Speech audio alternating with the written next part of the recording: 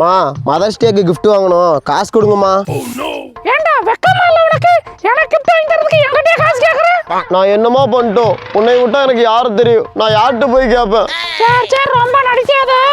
இந்த 100 ரூபா பார்த்து செலவு பண்ணு. என்ன வெறும் 100 ரூபாய் கொடுக்குறாங்க? சரி நான் போயிட்டு வரேன். 2 hours later. என்ன பைய இது? என்ன உள்ள ஒன்னத்தையும் காணும்? கண்ணே gift வாங்கி வந்துட்டியா?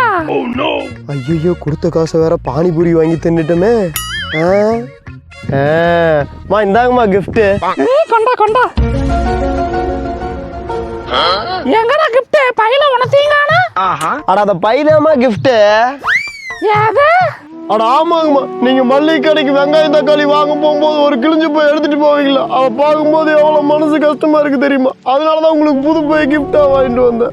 ஏண்டா இந்த பை 10 ரூபா தான் வரும். ஏண்டா 100 ரூபா வாங்கிட்டு போறல மிச்ச காசுங்கடா.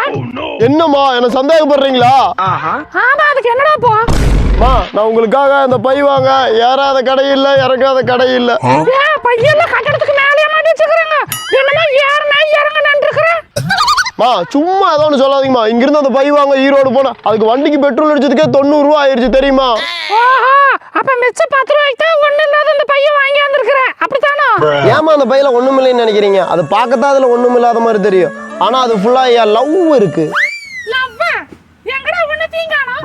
என்னக்கா அம்மாவும் முஸ்கரமும் நான் பேசிட்டு இருக்கீங்களா?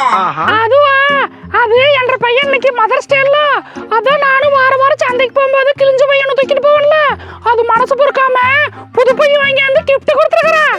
அடே பரவாயில்லையே, இந்த காலத்துல இப்படி ஒரு பையனா? ஆமாங்க நான் தாங்க. பையனுங்க எக்கத்த பாரு. ஏங்கா அப்படின்னா புது பையன் தான் என்ன வெங்காயம் வாங்க போறீங்க? பாரு நல்லா இருக்குதா? நல்லா இருக்குது. ஆனா இது காத்தால நான் தூக்கி வீசுற பை மாதிரியே இருக்குது. ஏதே நீ தூக்கி போட்டியா?